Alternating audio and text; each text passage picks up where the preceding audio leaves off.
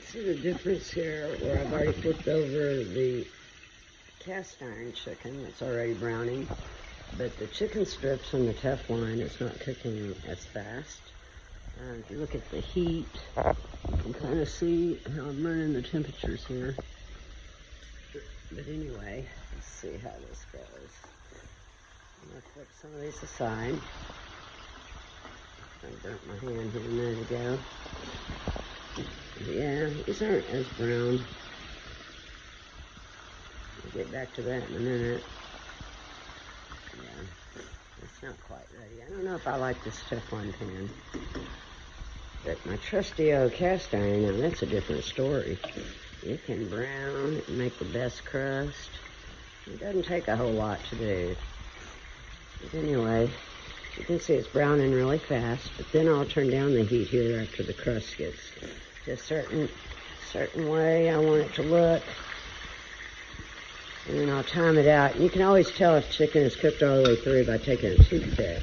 The toothpick goes all the way through without leaving any meat on the toothpick, then you know it's well done. That way you don't have to guess about having raw chicken. Dark meat is really, especially chicken legs, and this particular fryer was a little bit bigger than most fryers that I usually cut for myself. Since I have my grandson over, and I've got his grandpa here to help me film, I decided to go get a bigger piece of cut of chicken to cut up. But anyway, a lot of people are not taught how to skin or clean their own food. And most cooks anymore, they go with it already pre-cut. And I'm not that person. I like my chicken, my fried chicken to taste good. I like my chicken noodle soup to be authentic. And you gotta have the bone in it. If you don't like eating with the bone, that's fine. That's where I made the chicken strips for those that are picky. But anyway, this is how you make fried chicken.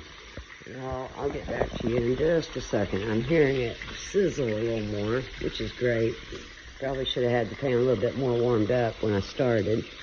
But anyway, I'm going to flip it over. I might be flipping it over a little prematurely, but it's okay. It ain't going to hurt it. But anyway, this is how I make chicken strips, or I cook for my family. I used to cook for an army because I had 3 teenagers at the same time.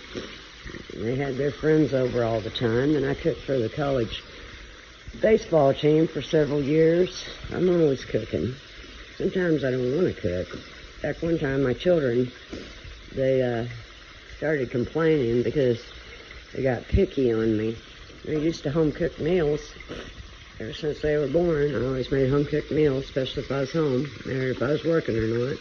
Aim to come back and cook. Well, they decided they wanted something special, and I decided that's not suitable. Then we'll just see Mom go on strike. So I went on strike from cooking for the whole family for about, I don't know, it was over 6 months. I refused to cook. They could just fend for themselves.